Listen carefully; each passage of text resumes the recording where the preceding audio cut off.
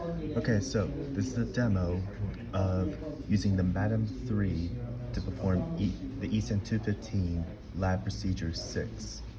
So the first step is to build the circuit that it's asking for, which is a 500 ohm resistor in series with a 1 microfarad capacitor and an AC power supply.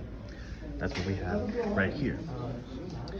Now in the labs only give you 1K resistors, so you're just going to build your 500 ohms in parallel with that.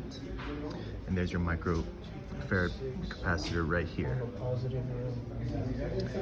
So once you have this built, the way you open up the Madam 3 is once it's plugged in, you're going to pull up your Wi-Fi, and once you're connected to ESP32 oscilloscope right here, press open browser, and it'll take you to the website right here.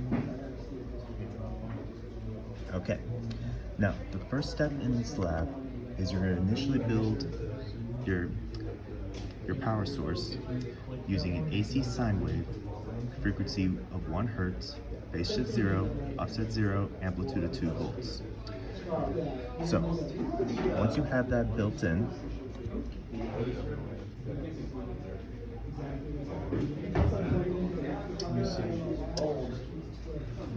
you're going to look at your window axis. Now, since you're working at a really low frequency, which is 1 hertz, you're going to press slow, and then you're going to enter the ideal period x-axis you want. Since you're working with 1 hertz, 2 seconds will give you a minimum of 2 periods worth of the AC source.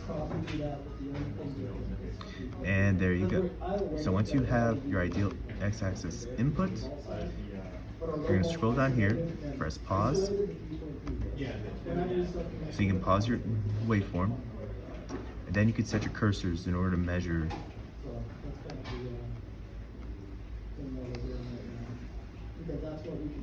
You measure it by placing each cursor at 1 period's length, which will help you measure the frequency. So you scroll down here, you look at delta T, and that's going to be the frequency that's being measured. So since this is the V in source, it's going to measure around 1 hertz. This measures 0.99 hertz, which is accurate. And then since we're using channel B, we look at the volts peak to peak, which is 3.998. Since our amplitude is 2 volts, this is volts peak to peak, which is 4 volts, which is good. And your VRMS, which is 1.393. Now, once you get that, just like in the lab, you input your measurements right here. V in source at 4 volts, which is rounded.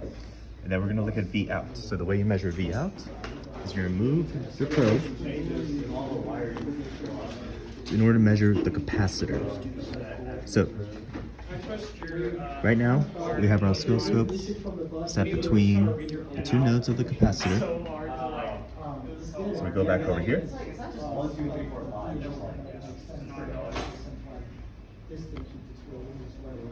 Press run again.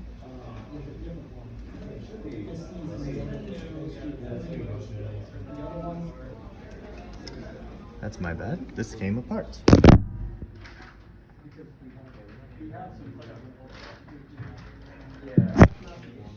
Alright, there we go. That came off. So we have that hooked up again. You look over here. It's measuring your sine wave. Since it's still at 1 hertz, this x-axis should still give you the wave that you want. Press pause, set your cursors. Cursor set to there. Cursor set to here. Scroll down. Our delta T still at 1 second, which is 1 hertz. And then you look at your volts peak to peak, which is 3.996.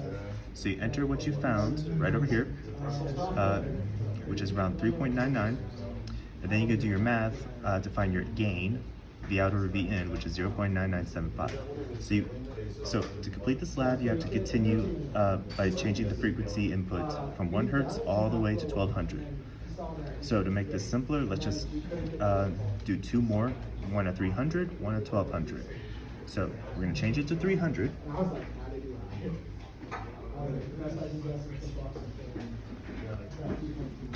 Move our probe back over here to measure the input. Scroll up. Resume. Alright, now since we're looking at something higher than 170 Hertz, we're going to change our x-axis window back to 60 Hertz. And you can see the wave better. Now, you can mess with these settings that you already input right here to get the ideal one that you want. 8 milliseconds seems good enough, so we're going to press pause. And then we're going to measure it again by using our cursors.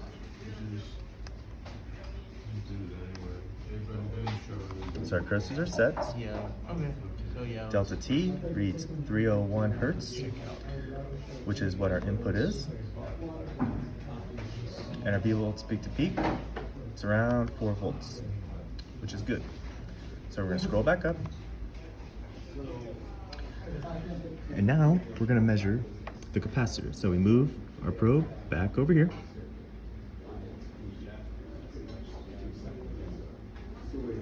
So it's measuring the capacitor voltage. And then I'm going to press resume again. And as you can see, it's a little bit different, which makes sense since we have a higher frequency now. So, same thing, pause, place our cursors, scroll down. Delta T reads around 300 Hertz, which is good.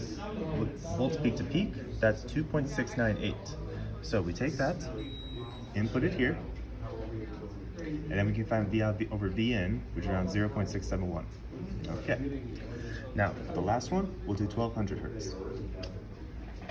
So pretty much, this is the input, right? Yes. So we go back over here. That came off again.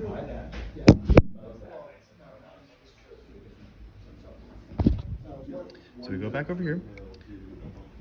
Move our oscilloscope back over here. Actually, let's just measure the capacitor again, because the input is still going to be around 4 volts.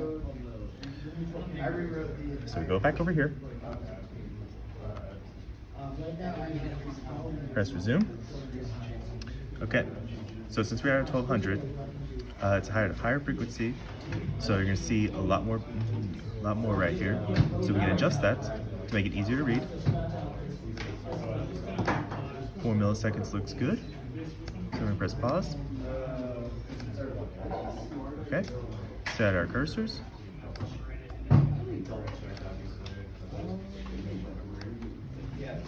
Scroll down to here. Delta T is 1202 Hertz, which is around 1200 Hertz. And our volts peak to peak is 0.953. So we input that over here.